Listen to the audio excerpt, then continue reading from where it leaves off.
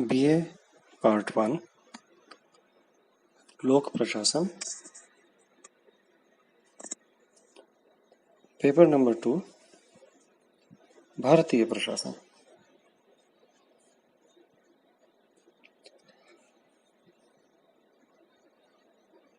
अपने पिछले लेसन्स में हमने भारतीय प्रशासन की कुछ प्रमुख विशेषताओं को समझा। अब हम भारत में संघीय कार्यपालिका,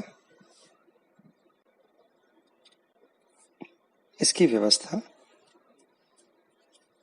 किस तरह यह चलती है, कौन कौन इसमें लोग हैं, क्या शक्तियां हैं उनके पास, कैसे उनका निर्वाचन होता है, कहां से आते हैं, कब तक रहते हैं,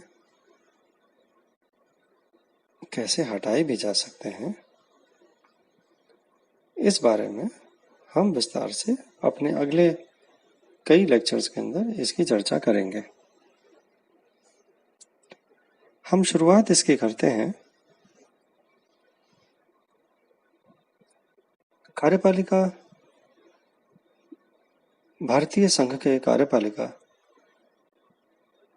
के प्रधान हमारे राष्ट्रपति से। भारत की जो संघीय कार्यपालिका है उसके प्रधान राष्ट्रपति हैं। संघ की कार्यपालिका की सारी शक्ति राष्ट्रपति में निहित है।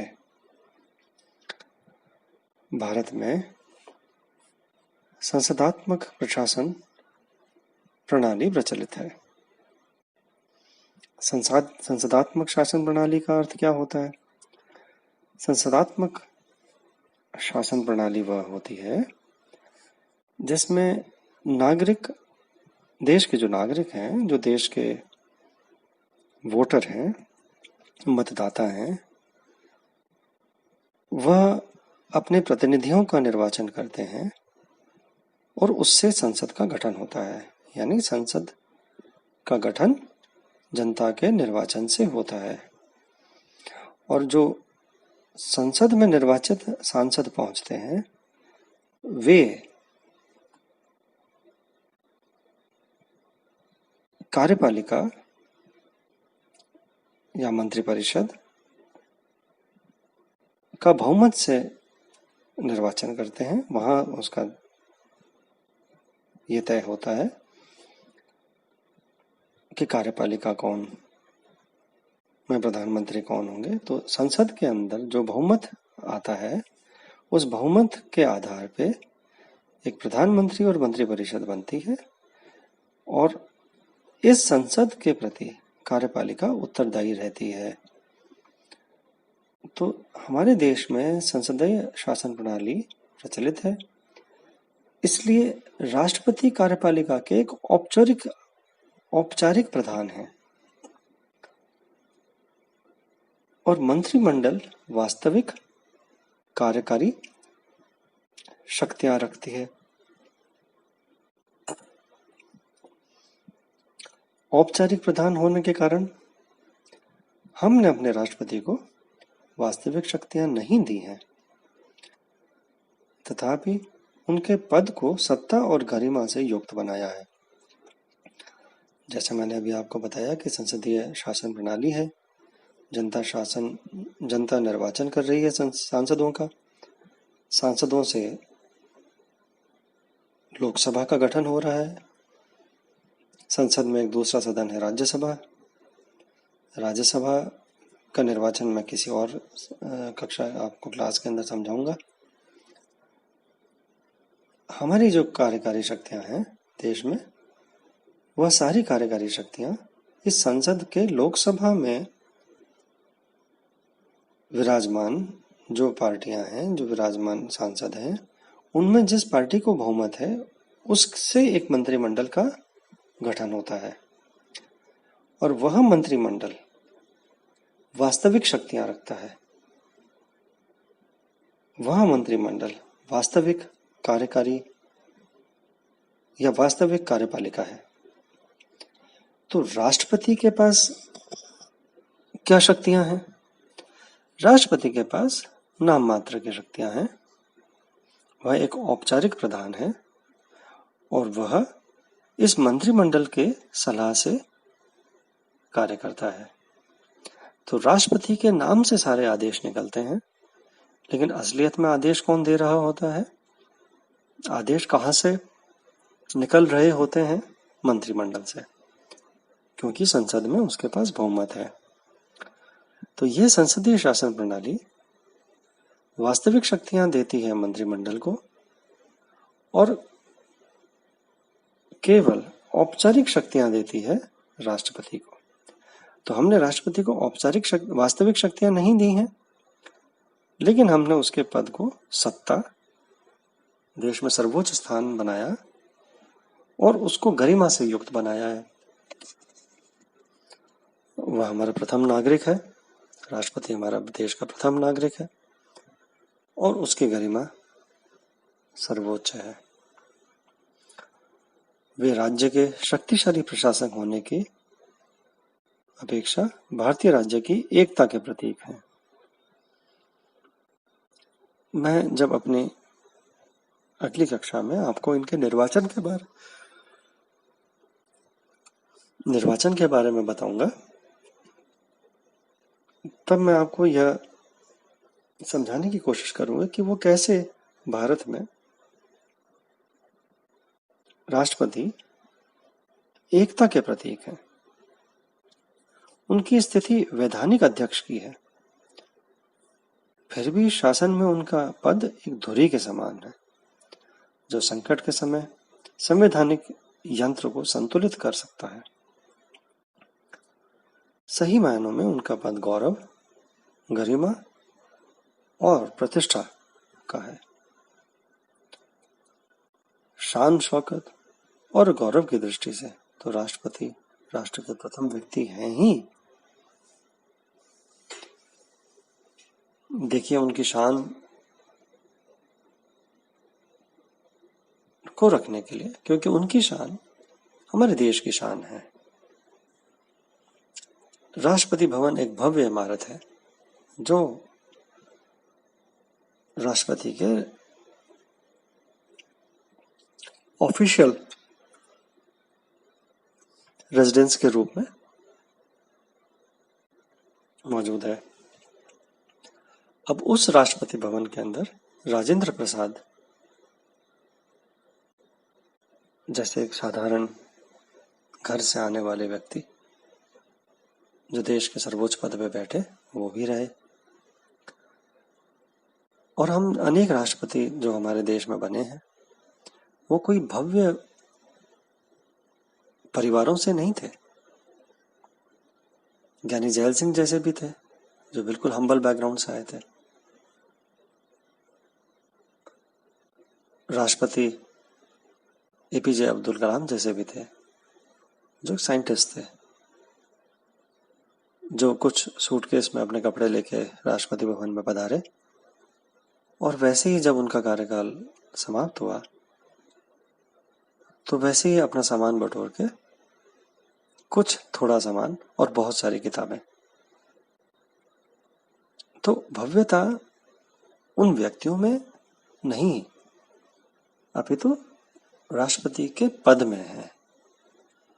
वो पोजीशन के अंदर भव्यता है और हमने उसकी गरिमा को सर्वोच्च बनाने के लिए हमने राष्ट्रपति भवन का जो रेजिडेंस बनाया है, जो हमें विरासत में मिला, अंग्रेजों के समय से बना हुआ है, उसको हमने राष्ट्रपति भवन बनाया क्योंकि हम उसकी भव्यता को मेंटेन करना चाहते हैं। हमारे देश का सर्वोच्च नागरिक का रेजिडेंस है और कोई भी बाहर से, विदेश से आएंगे, राष्ट्रपति से मिलेंगे तो इस राष्ट्रपति भवन में मिलेंगे।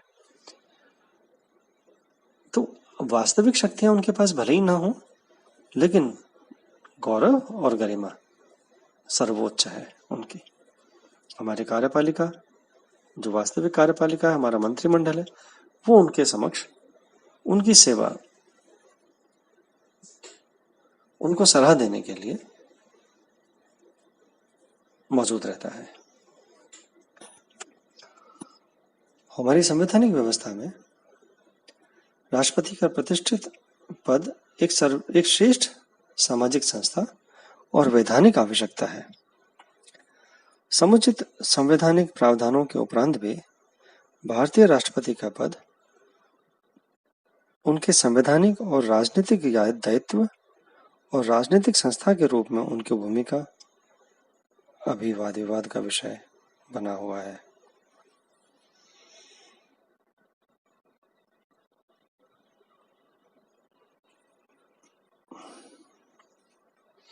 देखिए, हमारे देश के अंदर बहुत सारे राष्ट्रपति बने, जैसे मैंने अभी आपको कुछ बताया उनके नाम भी। तो राजनीतिक जो उनके जो संवैधानिक उनकी जो दायित्व है उनकी हम चर्चा करेंगे ही, लेकिन बहुत सारे राजनीतिक दायित्व भी हैं उनके पास। जैसे वो बहुमत संसद में किसको मिली है इसका वो निर्धारण करते हैं, और जब लोकसभा के अंदर किसी एक पार्टी को क्लियर बहुमत नहीं मिलता है,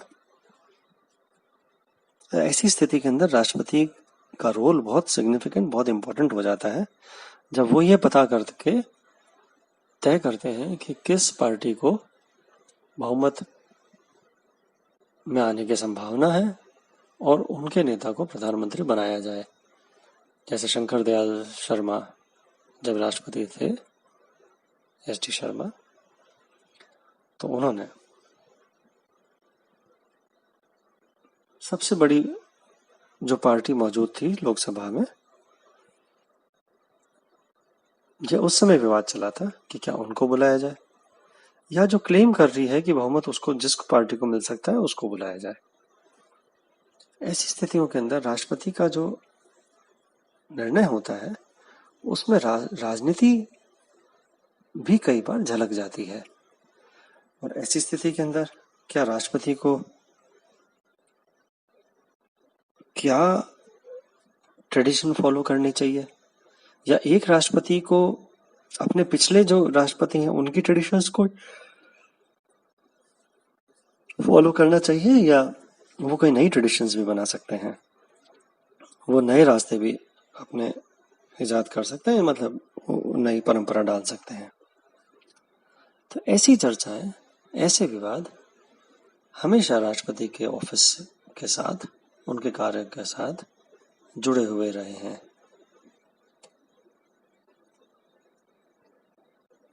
तो भारत में राष्ट्रपति की राजनीतिक और संवैधानिक दायित्वों को लेकर के कई बार वाद विवाद चलता रहा है। डॉक्टर अंबेडकर के अनुसार भारत में संसदीय प्रणाली इसलिए अपनाई गई क्योंकि जहां अध्यक्षात्मक प्रणाली में दैनिक जिम्मेदारियां नहीं होती हैं और केवल सामयिक जिम्मेदारी होती है, वहां संसदीय सरकार में दोनों होती हैं। संविधान निर्मात्री सभा में भी शासन के स्वरूप के संबंध में मतैक्य नहीं था। जब संविधान निर्मात्री सभा इन बातों पर चर्चा कर रही थी कि हमारे देश में संसदीय लोकतंत्र या संसदीय शासन प्रणाली होनी चाहिए या राष्ट्रपति शासन प्रणाली होनी चाहिए, तो एक मत नहीं था। इस पर बहुत विवाद रहे, इस पर बहुत चर्चाएं हुई, और विचार विमर्श के बाद, अनेक बहस के बाद हम कुछ निर्णयों के ऊपर पहुंचे जो आज हम भारत का स्वरूप देखते हैं। तो उस समय संविधान निर्मात्री सभा में कुछ लोग अमेरिका में प्रचलित अध्यक्षात्मक शासन प्रणाली अपनाने के पक्ष में थे। तो एक दो सदस्यों ने स्विस ढांचा, जो स्विट्जरलैंड में होता है, वहां पे एक बहुल कार्यपालिका होती है जिसमें करीब 7 व्यक्ति कार्यपालिका के जो काउंसिल है, प्रमुख काउंसिल, उसके अंदर होते हैं और वो बहुल कार्यपालिका मिलकर निर्णय लेती है कार्यपालिका के सारे। तो कुछ लोगों ने स्विट्जरलैंड जैसी कार्यपालिका भारत देश के अंदर अपनाने का आइडिया दिया। 1-2 सदस्य थे, हालांकि ज्यादा नहीं थे वो। उन्होंने ऐसी कार्यपालिका के लिए भी भारत के अंदर प्रस्ताव किया। संविधान सभा में लंबे वाद विवाद के बाद मंत्रिमंडलात्मक शासन प्रणाली अपनाने का निर्णय लिया गया, जो जिसे हम संसदीय शासन प्रणाली कह रहे हैं और अभी जिसकी चर्चा कर रहे हैं। इस विवाद में मुख्य तौर से 2 प्रश्न उठाए गए थे। प्रथम तो यह कि लोकतांत्रिक संवैधानिक ढांचे के अंतर्गत सबल कार्यपालिका किस प्रकार अपनाई जा सकती है, और दूसरा प्रश्न ये कि किस प्रकार की कार्यपालिका देश की परिस्थितियों के अनुकूल है।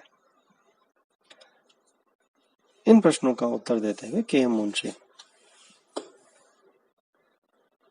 ने संविधान निर्मात्री सभा में कहा कि शक्तिशाली एवं लोचपूर्ण सरकार ब्रिटेन में विद्यमान है, क्योंकि कार्यपालिका शक्ति मंत्रिमंडल में निहित है, जो निम्न सदन के बहुमत पर आधारित है।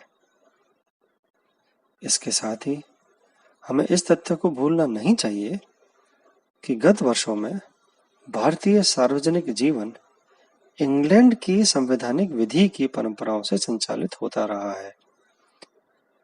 हम में से के मुंशी बोल रहे हैं कि हम में से अधिकांश ने ब्रिटिश शासन प्रणाली को सर्वोत्तम माना है और विगत 30-40 वर्षों में इस देश के शासन में अंशतः उत्तरदायी सरकार का संचालन धीरे धीरे प्रारंभ कर दिया गया था।